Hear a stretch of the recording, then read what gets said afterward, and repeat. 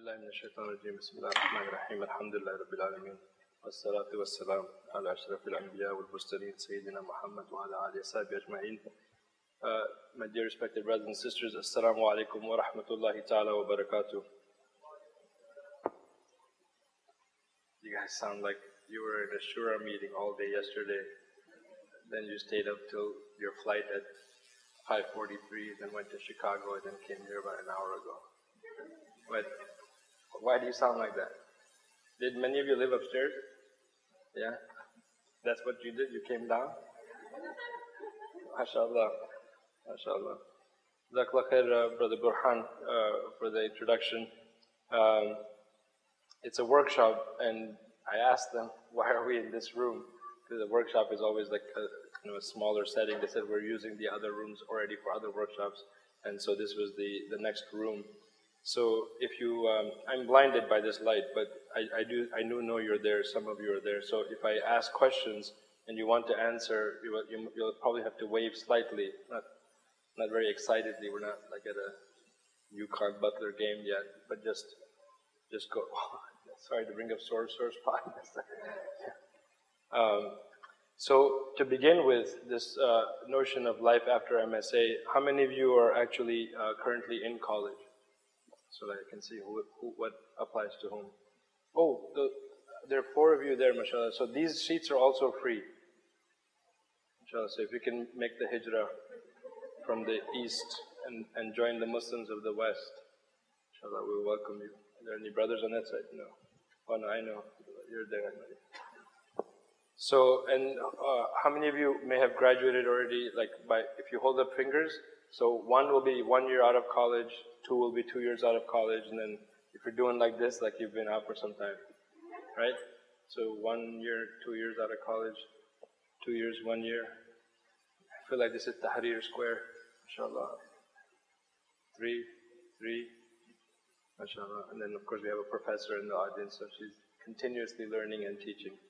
The whole idea of translating one's experience and activism into the professional realm is really, it emanates from the religious teachings, which is that the worldview of a Muslim is predicated, is built on the understanding that we learn and we apply the teachings of Islam from the, if you will, theoretical, principle-based learning that is presented in the Quran and in the life of the Prophet ﷺ, and then we attempt to manifest those teachings or live out those teachings.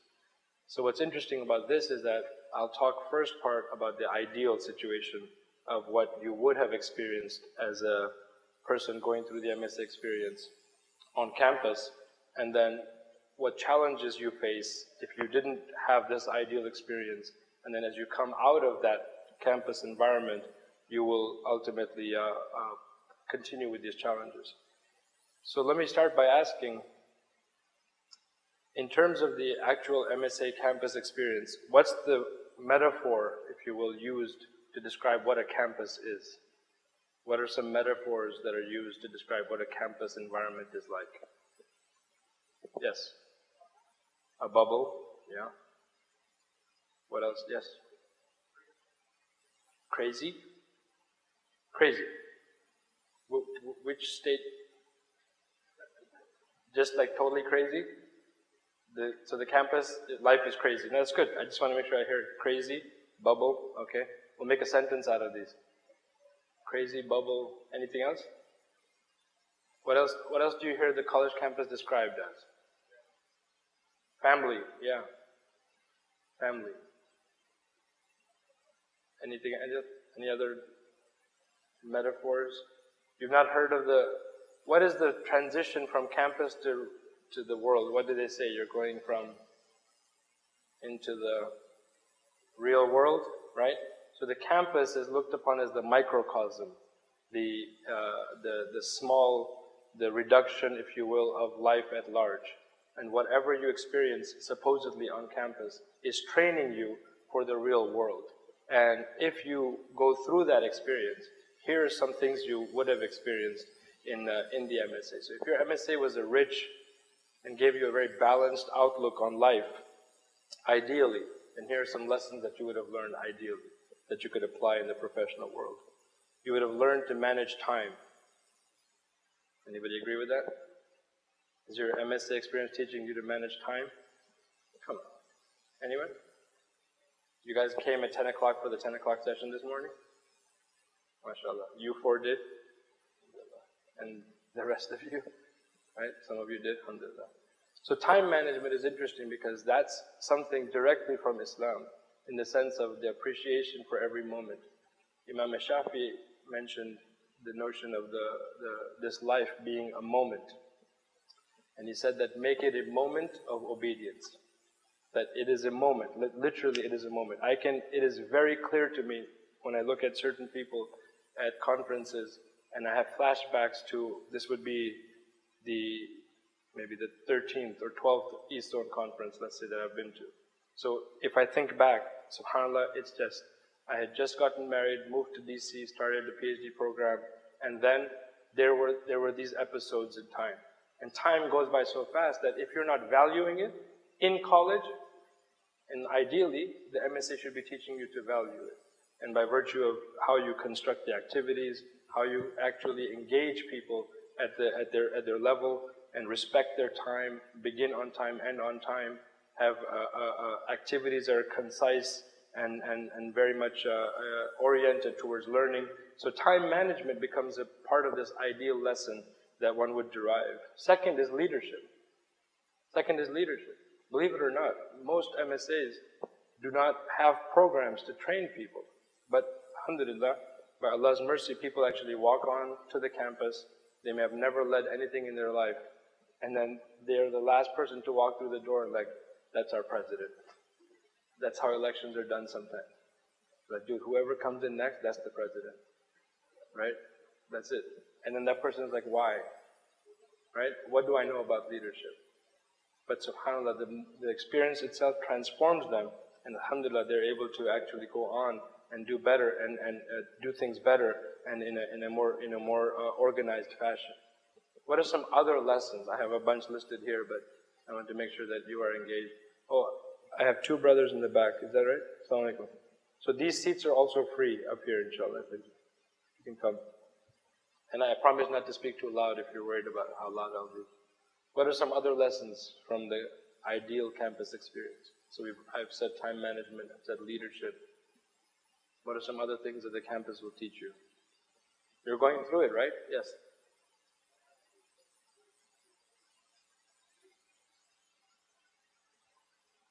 Okay, so basically the ability to, and the capacity to receive diverse content in terms of information, knowledge, whether it's memorized or internalized, if you will, or learned, right? So that's another lesson. What else? Workshop. Yes. Organizational skills. Tell us something more about that. And project. Multitask? MashaAllah. Yeah. Yeah. That's true. And subhanAllah, what's amazing is, if you talk to our parents and if you talk to their parents' parents, they will say that things are faster now than ever in their life. And they can't imagine how life goes on now compared to how life went on with them. My son was in the back seat, he's about 8.5 now. And the other day we were driving and he sneezed and then he goes, ow. I was like, how do you go from a sneeze to an ow like you got hurt? I go, what was that? He goes, I bit my tongue. I go, how'd you do that? He goes, I'm a multitasker. He actually said that. And I'm just driving going, Allah help me, right? Because when this boy is a teenager, I don't know what's going to happen, right? So yeah, multitasking is a tremendous, and our mind, our capacity that Allah SWT has blessed us with, subhanAllah, insan, the root of forgetfulness, is that actually the research shows that there are approximately, depending on each individual, maybe 7 to 8 things that you can actually stack and multitask or remember. And there's always the 8th or 9th thing, or 7th or 8th thing, depending on the person and how often they've done this, that it just slips. And that's why you often have this scene in movies where the people are driving off to vacation, they go, I left the iron on. Because they did every other thing, up to 7 or 8 different things. And the interesting thing with that is, multitasking also has its limits. So although we learn to do it, we have to, as Muslims, talk about ihsan, the excellence, the quality of what we do, and how many things we get done. So sometimes the busyness of activity is in itself not the goal. That is not the goal, is how many things I can do. Why? Because ultimately, what is the project of salah? The salah project is concentration. The salah project is khushu'. And if we focus too much on multitasking, ultimately our mind cannot just switch off when we say Allahu Akbar and stand, and it immediately goes off into the last deadline you had to reach, the things that are incomplete, things that you want, especially if you shut off from these entertainment sources right before you pray. And the mind is still into that scene and has developed, a whole attachment to that scene. So multitasking has its positives, but we have to be careful also of some of the issues that can come from it. There's a brother with a hand up, yes. Yeah, how to encourage others and delegate. Yeah, some of the best leaders, mashallah, tabarakallah, are the ones who know their own capacity, their limit, and who also know how to involve others and to delegate responsibility. Yes, Imad?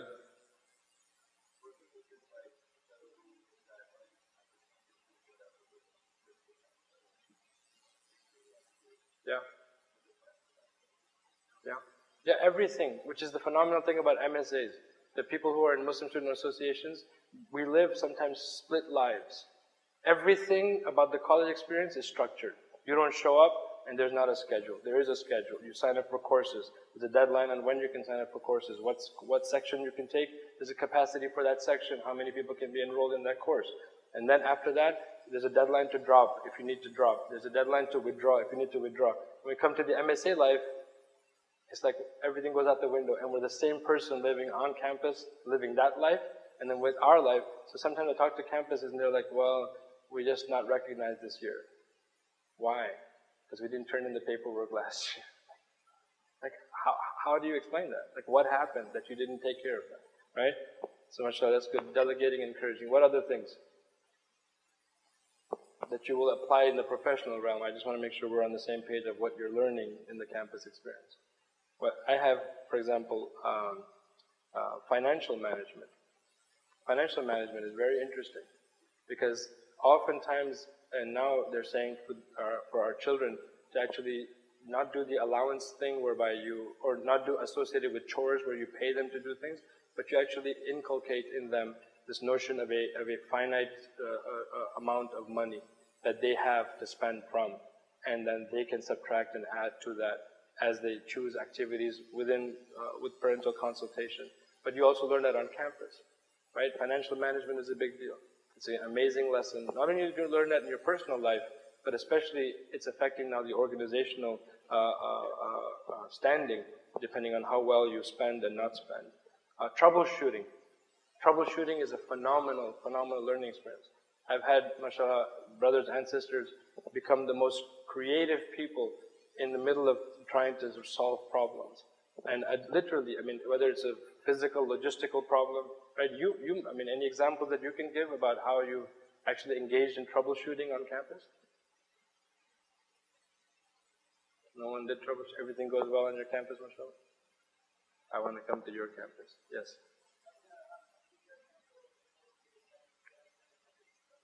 Yeah, that's the worst.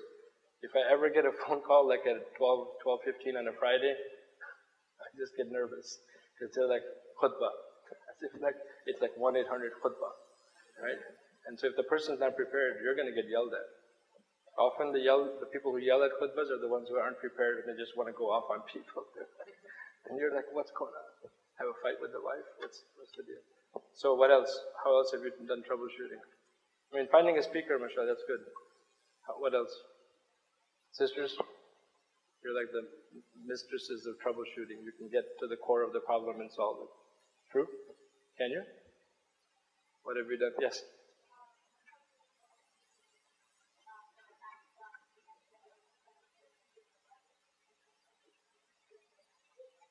MashaAllah, so your fastathon, very, very symbolic. Your fast-a-thon was short on food. And then so many people coming, mashallah. And then one of your friends cooked in their apartment, mashallah.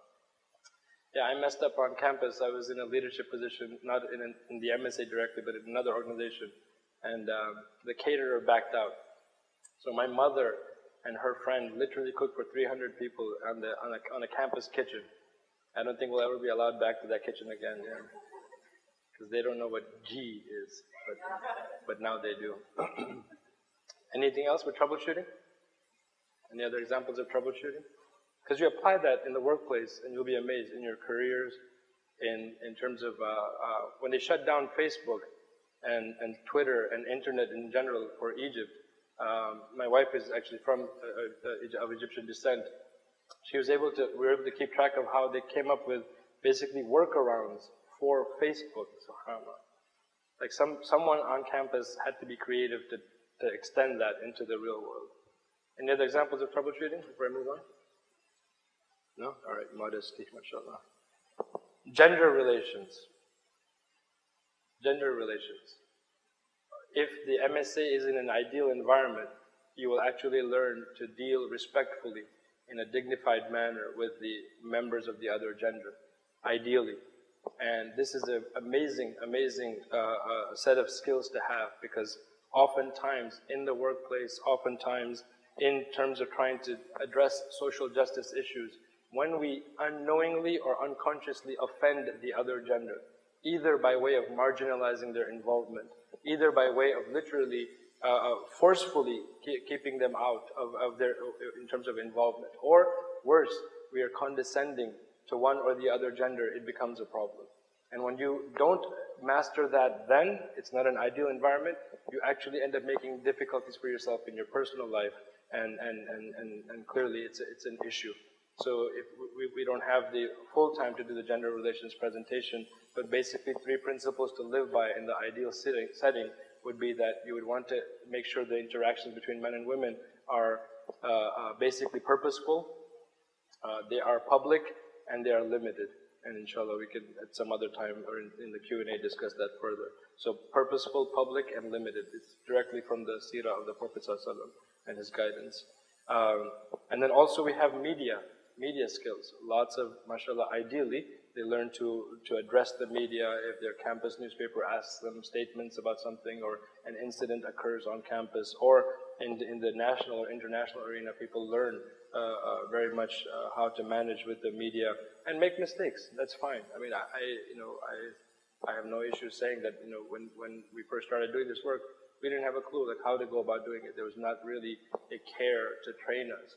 And you would make mistakes because you would be passionate about something and say something, or you would give access to some people and some particular news agencies when you shouldn't, when you should, sort of hold back and keep them guessing. And the last few skills are group management and interpersonal skills. What do you think I mean by that in terms of group management and interpersonal skills? These are major skills, and you acquire that by virtue of your involvement in the MSA. Interpersonal skills, anybody? Does everybody who comes to work in the MSA actually know how to get along with people? Yeah? You're just sort of born, like you just wake up and you're like, yeah, I know how to get along with people. Social interaction? Yeah? Any examples without saying names of schools or people, like of social interaction gone wrong? Yes?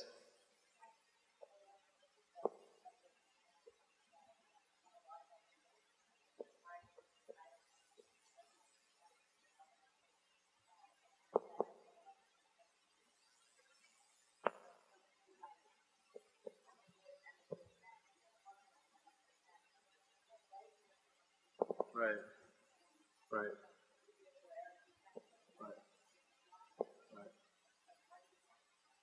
Right. Yeah, that's another session. Yeah.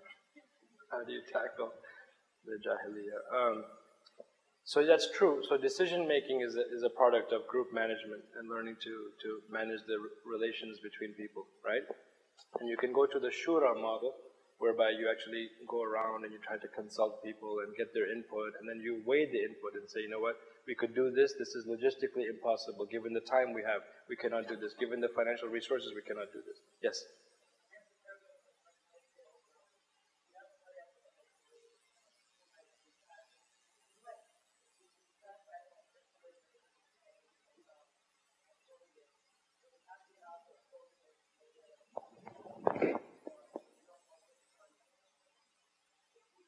Right. Right. And that's a skill, because there are many MSAs in which the MSA Executive Committee becomes the Muslim police force on campus. And people like just are scared to death of them. Like anywhere in sight, they're like, dude, get away from her. Right? She's going to come down on us. Or this guy, he's going to take a stick and come after us because we don't pray Jummah, right? So there's an interesting way to go about having people's mindset change. When their mindset changes, their hearts will immediately be affected. And when their hearts are affected, they will inshallah carry through. So that's a big deal in terms of interpersonal skills. And there's one more thing before I move on in terms of skills that you acquire is, it's called DM. Anybody can guess what this is? The M is for management. What does the D stand for? Diversity management? That's good. Yeah, it's true, because then you have people constantly bringing in spicy food and not everybody can manage that. So you have like total problematic gatherings. What else? DM. Dean management? Sounds good. But the professor has something else in mind. DM. What is it? Dawah management? Sounds good. Do that. Drama. Yeah, exactly. Drama is like the worst thing that I've ever seen. I could actually not sleep, not eat, and travel forever. But give me one episode of drama and it knocks me out. Like emotionally, psychologically, it messes me up. It truly does. And it's totally avoidable drama. Right? It's totally avoidable drama. And it's about mostly personalities and egos. So the second part of that is essentially to say that you are prepared by virtue of all of these things then to take that activism, if you will, from the campus realm, the microcosm, as we said, the bubble, as we said, the place where we're maturing. And it's a period of adolescence. I mean, psychologists and social workers, we know this is later adolescence, essentially 18 to 24. So this is a period of growth and evolution. But the challenge is that if your undergraduate or graduate experience was mediocre, like you basically just went through the motions, or you went through and had an out-of-body experience. Do you know of any people? You don't have to say names. There's actually people who go through 4 years of undergrad, sometimes 2 years of a master's or a professional degree, and it's a totally out-of-body experience for them. They're like physically present, but spiritually completely absent. Socially completely absent. They're in another world. They need help. They need intervention. They need people to basically, get into their psyche and knock them out of this state of ghafla, forgetfulness. And what's interesting is, not much is gained for those people that go through that experience. So from the ideal, you're coming now to the challenges. So that's one set of challenges. The second set of challenges before you enter the professional realm are what I call unresolved issues. And one of the greatest unresolved issue is the management of one's soul. The nafsi types issues that basically whereby the lower desires completely overtake you and you are unable then when you get into the professional realm because of these unresolved issues to truly move on. And examples of this would be in terms of the management of the nafs, the soul, and the purification of the soul would be, what is your source? What are your sources of entertainment and amusement? Amusement and entertainment. What is that conversation like? Right? What is that conversation like? What is that like for you? Because if you see the people who then you try to invite to rallies, protests, social justice causes, whatever, their preoccupation is such that when you need them on a Saturday morning at 8 a.m. for Project Downtown, because their sources of entertainment, their sources of amusement deaden their heart. The alarms for Fajr, the alarms for a wake-up call of consciousness and awakening is just impossible to have. And they're struggling with that. They're struggling with that, and they'll carry it over. And if it's unresolved, it will ultimately carry over into their professional and then their married lives. Not everybody who graduates gets a job. Not everybody who gets a job keeps the job. Think about that. That's the reality of life. Why do some people Why are some people not able to succeed and others are? That's one of the reasons. Second is, yes.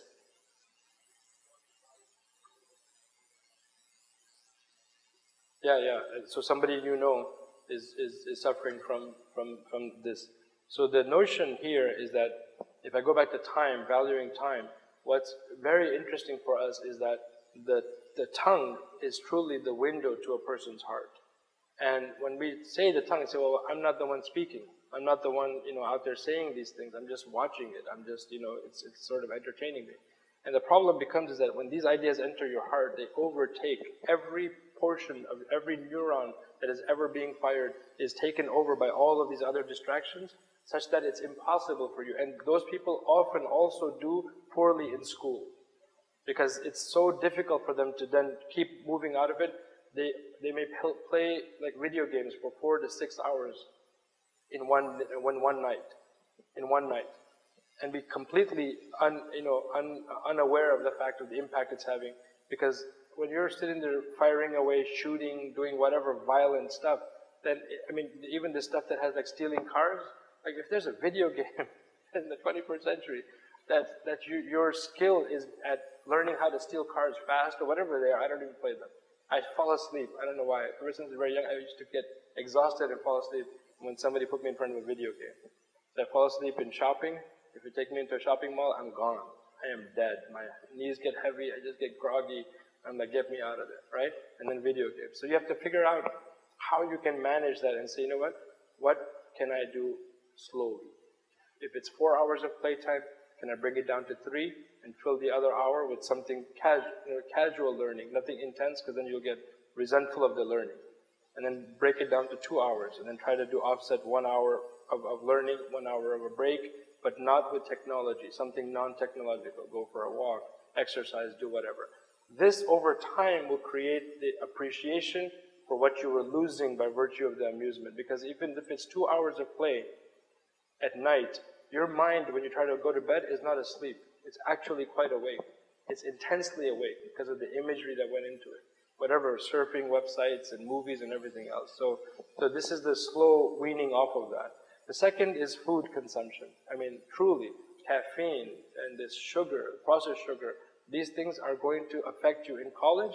And when you attempt to become socially active and active in social justice causes, your consumption of that food will follow you all the way into that, and you will find yourself always a hostage of your desire to eat. And the prophetic teaching, sallallahu alaihi wasallam, was that it was literally the other way, was that you didn't eat simply because food was available, and you didn't eat until you're filled, the idea of the stomach in the thirds, and also you watched what you ate. Not only the quantity, but also the quality of what you ate. And what's amazing to me is that we often abuse our bodies. In a khutbah I mentioned about the rahmah parents should have towards their children, and not bring that stuff into the house. Not bring the video games into the house, or these movies into their house, or the sugar and the caffeine and all of this, obesity causing and diabetes causing kinds of things. So food management becomes important. And that's why the voluntary fasts are something you should take from the college, establish that in college, and take it with you all the way through, inshallah, into the professional realm. And then I'll start to close here. Sleep management, I've talked about this before. It's very important that in college you perfect sleep management. You have to get it right. Why? Because that's the time you have the most free time to experiment with sleep.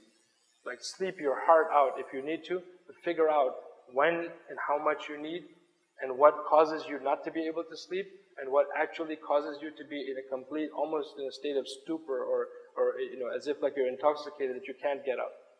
And you can do these experiments. I can talk about that in the question and answer session on how to manage that, because that will carry over with you into the professional realm. Vain talk. The Quran is very clear on vain and useless talk. And we don't realize it, but we engage in that in the campus setting quite a bit. A person may go to this conference, hear a speaker say something, then they go back. And then in the ride, the other person didn't attend the session. So then they say something, the other person starts to debate them. Now, one person attended, one person didn't attend. By the time they get back to campus, The other people have never even known what the speaker said, but then they get into a debate. In the end, what relevance is it? Who is gaining from this talk? If you have a true question, you know how to contact most of the speakers. Write to them, email them, message them on Facebook, whatever. Find out the answer. Vain talk is also gossip. Vain talk is also just outright useless talk. I mean, I've seen brothers become very angry, especially brothers, maybe sisters, I don't know much about what you're doing, but they get angry with sports and teams, and they get actually like pretty upset. I'm like, brothers, really? Relax, right? It'll be okay, right? In the end, it'll be okay. And I personally get a big kick out of watching highlights. I think that the highlights are the biggest mercy for sports highlights from Allah, that in 3 minutes I can get like 6 sports, and I can know who won, who lost, and what was the best part of the game. I don't have to waste 3 hours on, forget cricket. Don't even bring up cricket. Don't even go there. That's just, and you wonder why we're not developing. And then interactions with the opposite gender is the other challenge, that if that hasn't been from a soul perspective managed, you will carry that over, and the intention will always be skewed. That the cause is homelessness, the cause is poverty, the cause is injustice, oppression, and you're driven by another desire because you haven't conquered how to manage your relationship with the other gender. So in closing, basically, the professional career, these are possibilities that could occur. It could be that you come out of college with a very intense involvement in social justice issues, and you want to take that activism to your profession and the professional realm. One option could be that the professional career and the topics of the activism of your interest are actually not matching. They don't match. There's not a direct match. And that's not a problem. I actually think diversification is okay. And I often tell people, especially the engineers, when I give like social service lectures, they're like, brother, what can we do? I go, man, if you're a web designer, just volunteer with some of these Muslim organizations and help them out of their misery with their websites. I mean, some of these websites are like a trauma. Like you try to go there, you're like, what in the world? Like who designed it? The color scheme, the information content, right? You can help. It may not be the social justice issue that motivates you, but it may be that you have the skill set from your professional and your career background to be able to help them. If the topic of activism is different, it may be a source of inspiration so that you're bored in that life. Very research-oriented life, you go into a lab, you conduct experiments, but then this other life you lead is actually what keeps you going. You feel like this is something you do to pay the bills, but this is something you do to get closer to Allah subhanahu wa ta'ala and increase in the maqam, your station with Allah subhanahu wa ta'ala. And that's not a problem. So those two things don't have to be necessarily exactly the same.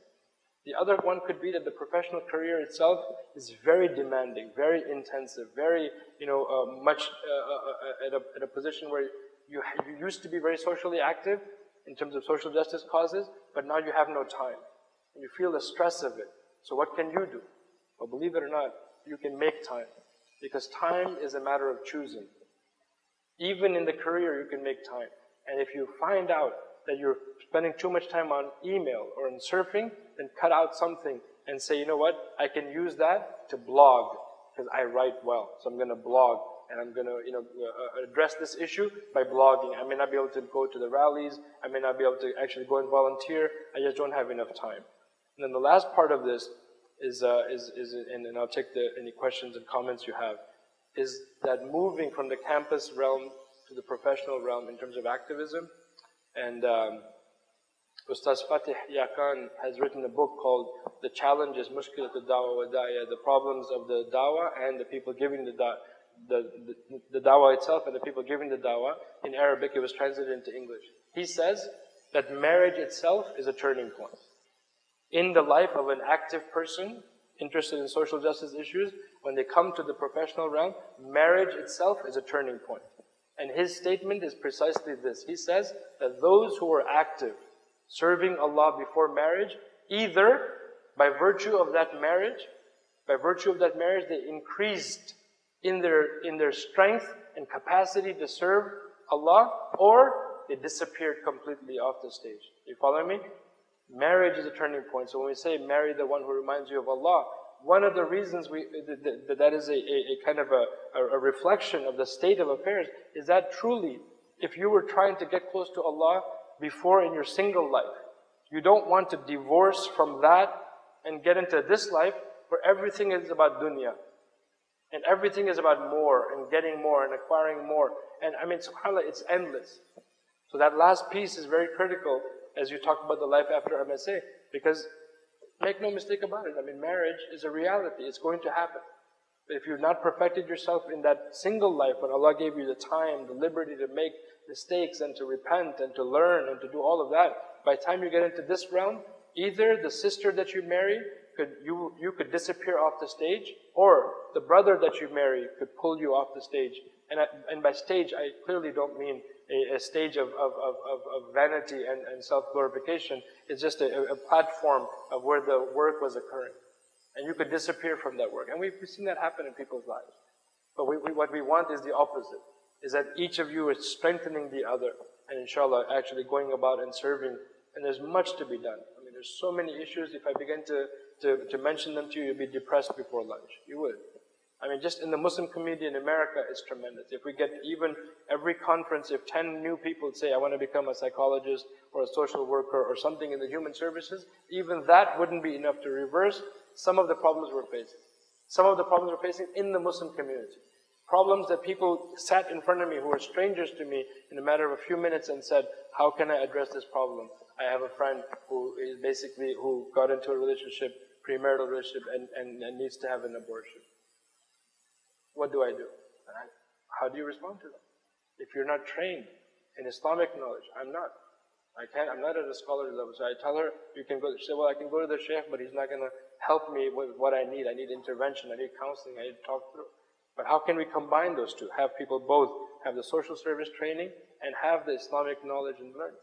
And if you can do that, and if you've been learning, then don't marry someone who's going to pull you down and drain you so that you have no energy left to actually study.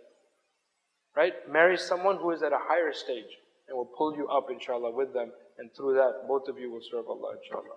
So I've left some time, I think we're supposed to close at 12:45. Yeah? So I've left some time for things that I've said that maybe you want some clarification on, and I can go back and revisit those points. It's a workshop, so I don't want to just be lecturing. And then if there are things that you want to bring up new, we can address, inshallah. We can either have you guys answer each other and give your thoughts, and I can also help, inshallah, with engaging that. So I'll stop there, inshallah. Jazakallah khair.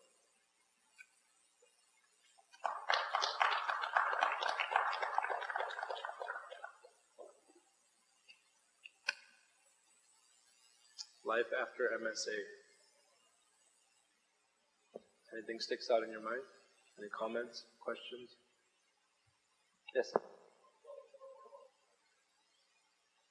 Managing sleep. Yeah. So this is always a favorite one. Whenever I mention all these things, the sleep comes up. So what's interesting is if you study the life of the Prophet ﷺ, how much he slept and how much he accomplished in his waking moments is truly a miracle. And yet, it's truly impossible to emulate everything he did. But there are definitely things that we learn from him that you can do.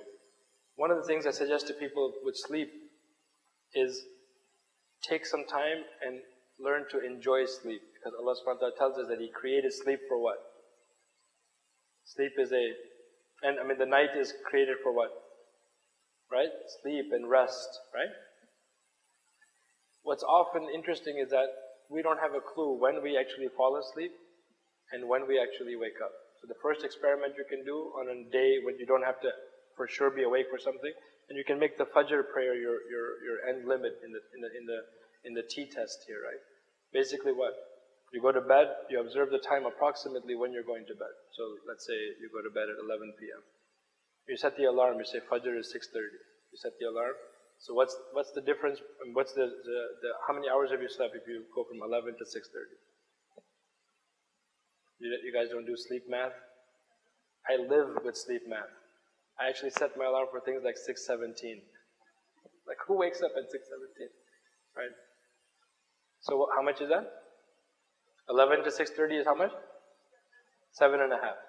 So when that alarm goes off, you have to keep a journal, either mental in your head, or you can actually write things down. But you may, if when that alarm goes off, you're ready to jump out of bed make the dua of waking up and take on the world, keep that number in mind of 7.5. If when that alarm goes off, and you've done this before, your head feels so heavy, you think that the entire world is actually up here and you're trying to hold it up and you're walking, you don't know what you're doing, you might be speaking to people, you don't have a clue, people try to talk to you, you don't have a clue, right? You know, people who try to help you wake up when the alarm's going off, right? Aisha, wake up, and you're like, oh, right? Basically, that's the grogginess. Keep that in mind. Do that again another day, do that again another day. You'll find out the actual time for deep sleep to occur for a person from point of lying down and falling asleep until that cycle finishes is somewhere between 1.5 hours to 2 hours. So if you work backwards and you find that out, you can actually precisely come up with either an hour, hour and 15, hour and a half, 2 hours, and actually know what complete cycle you need. When that alarm goes off and you're ready to take on the world, you've completed a cycle and you're waking up at the end of the cycle. Do you follow me? At the end of that cycle. If you interrupt that cycle and you do it continuously, consistently, you always feel like you never have enough sleep, even if you sleep 12 hours, because you're waking up in the middle of that cycle. You follow me? Right? So that means that you have to have an alarm if you are that heavy of a sleeper, or you have to train yourself that after a certain point of doing this consistently, your biological clock would adjust to this much sleep. So mine is about somewhere between 1.5 hours. So I can do increments of 90 minutes, 3 hours, 4.5, and then after that I basically twiddle my thumbs and just don't know what to do because that's it. 4.5, maximum 6 would be like luxury if the children aren't like, all over me trying to get me out of bed. So that's 1.5 hours. And that means what? Cell phones are turned off, no sounds, no TV, no music, no nothing. Nothing entering into the head. Everything is just at a standstill. And the brain waves are just sort of coming down and slowly subsiding, and activity is subsiding, and your body is coming to rest. That means at least an hour before, I don't drink caffeine. You don't drink caffeine because I don't try to drink caffeine at all. Don't eat something with sugar. Don't get overly stimulated, because it's casual sometimes. You're watching TV or you're doing whatever, and you just eat a candy bar, and then you're trying to tell the body, I've just stuffed all this like cornstarch and corn syrup into you, and then you're like trying to tell your body to now try to lie down and go to bed. You feel agitated. You actually feel frustrated, and that was a self-inflicted condition. Did anybody tell you to do that? No. Did anybody tell you to play video games for like 2 hours before you go to bed? No. Right? It's just not possible. So for the sleep, that's what I would suggest, is that do that experiment and see how that ends up being for you. And it'll be very curious to see if you can fine-tune it to approximately how much you need. And believe me, in your age, subhanAllah, how much your generation sleeps is truly a phenomenon in and of itself. And how deep you sleep is just something to be, to behold. Because I don't know how, they can ever claim that we're like conspiring to do anything, because we can't. I mean, the sheer capacity to even have a wherewithal to sleep less and eat less and even speak less would be something interesting. So that was sleep. Any other comments? Any questions about life after MSA? And that carries over. People who lose their job, absenteeism, they have a lot of issues with retaining jobs, is often that issue of being able to be punctual, not falling asleep at work and all those things. Yes. Assalamu alaikum. How are you? Yeah.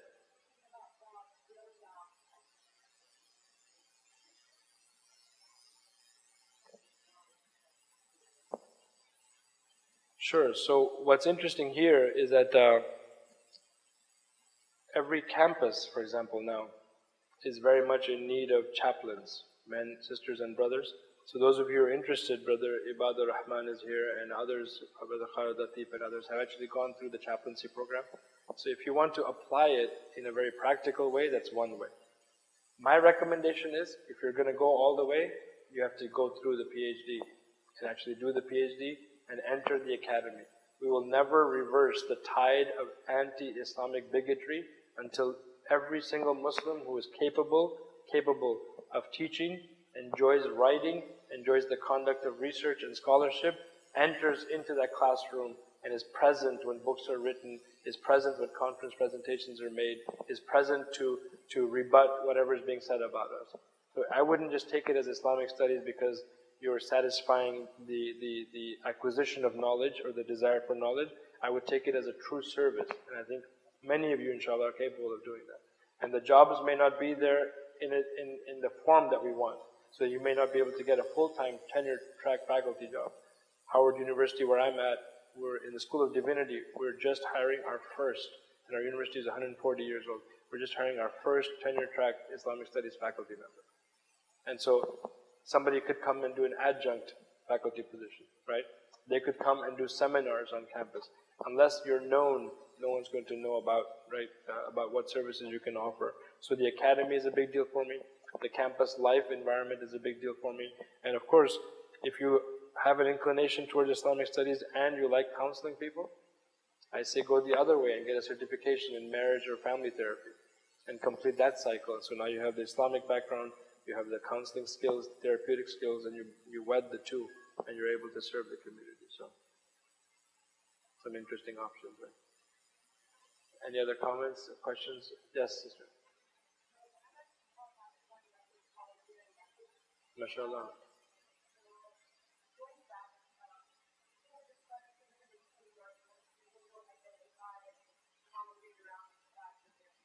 Right.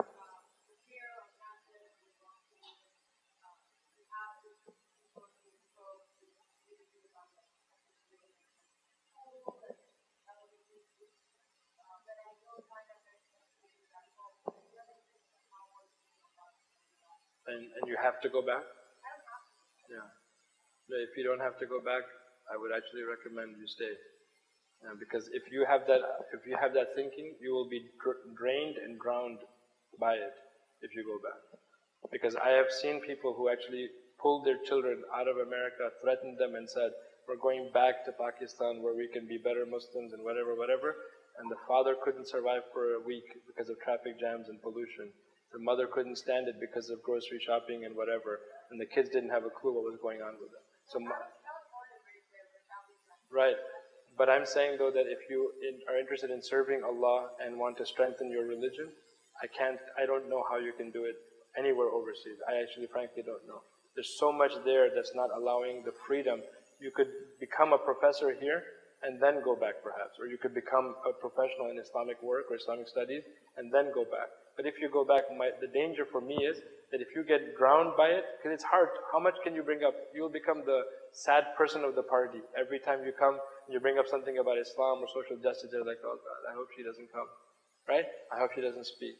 So all I'm saying is, not that we should, divorce ourselves from our home countries, but we should also take the opportunity. That's why I first asked you, do you have to go back, like immediately? If you can acquire the knowledge and additional knowledge and whatever, then you are a stronger asset for our communities back home than you are if you just go back, because they will say, oh great, she got her degree, and then she's just one of us. And you will, and I'm sure, I had international friends at Case Western, and many of them enjoyed their life here, just because they actually felt they could pray and not have to worry about who is saying what to them, and learn about Islam, and learn perhaps to read Quran or whatever. They were from different Muslim countries. And that environment is very, something I treasure quite a bit, because that's a mercy from Allah that there's a constitution that protects that right and gives us that right. Whereas our own countries, like if I look like, subhanAllah, it happened to me. I went to rent a car at Hertz or somewhere, and the guy was looking at me. He goes, where are you from? I said, India. I said, where are you from? He said, Pakistan. He said, yeah. He said, how long have you been here? He said to me, I said, I pretty much grew up here. And without a blinking of an eye, he looked at me and he goes, you look like you just got here. And then I said, why is that? He goes, with that beard, you look like a 5 times prayer, which is in Urdu, a panch waqt namazi. Right? With that beard, you look like a guy who prays 5 times a day. And I just stood there baffled. I was like, what are you saying? And I was going to ask him, well, how many times do you pray? Like, well, what is that conversation like? Because why? They are expecting overseas that we're going to blend. We're going to blend and we're going to leave behind. This is not something that's supposed to be there or here. Or I do it because I'm there or here. I do it because I love the Prophet ﷺ. And who you are and how you behave is because of that. So I would think that you will be great service to Pakistan if you feel you can strengthen yourself more here with something else, even in your own career. If you can become the best, what's your engineering? There's actually not many, are there? Of women in engineering in Pakistan, even in many of our countries, they do science and math, but they rarely continue on to finish. They may have an inclination towards it. But imagine if you're a woman, a practicing Muslim woman, who maintains her modesty, her dignity, and then it takes on the best of men with her skills. You see what I'm saying? And then they say, oh wow, she went all the way there and she didn't have to compromise. That would be, inshallah, a good way to take back the gift. And why was Pakistan formed? That's the dream. That was a dreamland, right? It was the establishment of a place where Muslims could actually practice their own religion, free of any kind of oppression or injustice, inshallah. Yes?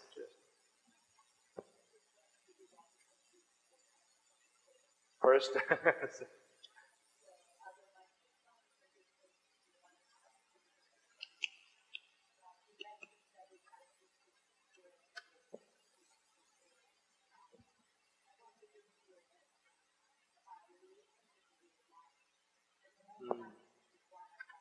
That's right.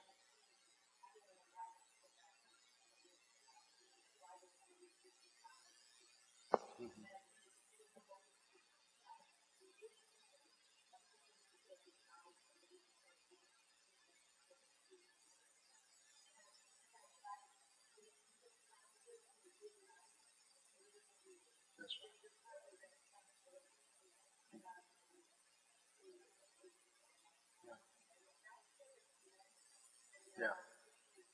Yeah. That's right. And may Allah reward you for that, Dr. Yasmin, because I think the advisor on campuses that do not have chaplains or counselors or Muslim counselors or people available to counsel, the advisor actually serves all those capacities, as you yourself know. So that's an interesting comment, is that to seek out mentors. All of the Ibadullah, the Abdullah ibn Abbas, Abdullah ibn Umar, and all of them who grew up in the radiallahu anhum, who grew up in the nubuwah, in prophethood, they all sought out someone older to work with, to be, to learn from. And that's an interesting and very worthy comment to take back to your campuses, that when you seek that out, you'll seek that out at work as well, in the professional realm, and hopefully that person will guide you, inshallah, to be a better person both in your work, if they're Muslim, then also in your religion. Yes, sister.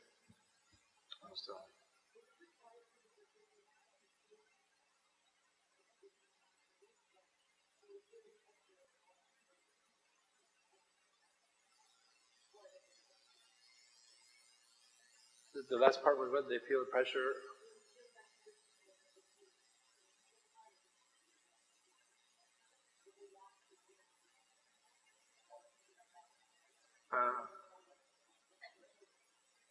Right. So what's interesting is that when I was going through undergrad and then grad, we had absolutely no vision of interrupting that process, because the immigrant family traditionally values education as a source of mobility. So there was absolutely nothing you could do to interrupt that trajectory. You had to do your undergrad, master's, and PhD, or undergrad and professional degree, whatever, right? There was no imagination for it. And in fact, there was no imagination for social work. When I was a biomedical engineer, and I did my undergrad in biomedical engineering, and when I told my parents about social work, my dad thought I had gone crazy. He's like, men don't, he's like, I was like, no, Dad, they sure do, and so it took some time. And by the way, the best conversations to have with your family, if there's going to be lots of disagreement, is to go on like a long drive at like 55 miles an hour. Seriously, because nobody can slam doors, walk out, I'm leaving. No, you can't. You can die. You can try to leave, right? So we used to go to see my sister, Sakina, in Ann Arbor, from Cleveland, so we would drive, and those were the best therapeutic drives, because we would hash it out, silent periods, lots of crying, lots of anger, and then frustration. It's okay, I got over it, I'm getting counseling, right? So the idea was that it wasn't in their imagination. So what I would say to you, even medical doctors I know of actually interrupted their medical education after a certain point to acquire knowledge. And I said this at an ICNA convention almost 8-9 years ago, and a family came up to me and they said they actually did what I said, and they thought it was just something amazing. I said to them, And the kids were like 9, 10, 11 years old. I said, if you envision your child to become a doctor, help that boy or girl to become a hafiz of the Quran, and they'll be in the most amazing positions. And they literally were able to fly through med school because the capacity of the mind to copy the Quran and embed it is from Allah clearly, but the ability to train yourself to do that, you could do that anytime. So if you walk away from medicine for 6 months, a year, I think Sheikh Noman Ali Khan mentioned that even some of his students of the intensive, is it 10 months or 8 months, the program? 10 months, right? One or two of them are actually medical doctors who just stopped and or either in residency or whatnot and came there. So you have the opportunity. We're making dua that more opportunities come, they're more affordable for you guys, but the imagination is there to interrupt and to come back and succeed in both. So Sheikh Hussain Sattar, for example, is exactly that. He's actually a medical doctor, and he took all the time in the world he needed to learn Islam really well. And he came back, and now he can serve in both capacities, and he's able to continue doing that. May Allah protect him and preserve him. Any other comments? Yes?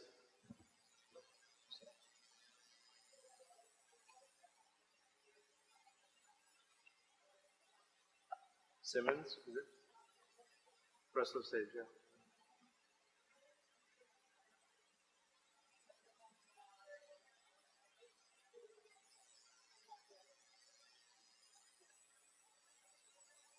Suggestions. So no one's on faculty or staff that's a Muslim.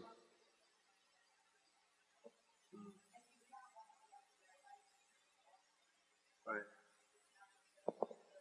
So the Prophet ﷺ had the Hilful Fudul, which is the alliance of virtue. So the analogy here could be that if there's somebody who is sympathetic to your learning environment, both from Islam and from your academic learning, and who is willing to support that growth, I think, subhanAllah, sometimes they may be a great resource for you. And in doing that, you may actually end up affecting them in ways that you could never imagine and they could never imagine. Because they may see it as an administrative role, but they may actually end up learning so much by virtue of your commitment, and the sisters who are struggling to maintain their identity in that difficult environment, they could actually be transformed in that. It would be a great reward.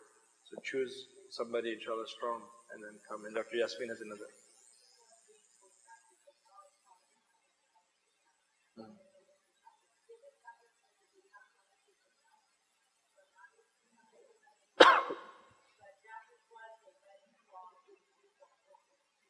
That's right.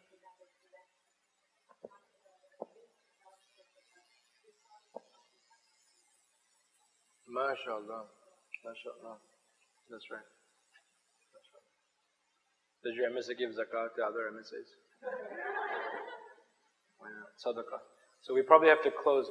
The Burhan that's on stage is giving me the symbol and signal. So inshallah, I have a couple other lectures, so if you have other questions, and I can, and I'm also on Facebook, so if that helps you if you remember something later, we can keep the conversation going. Jazakumullah khairan. Salam.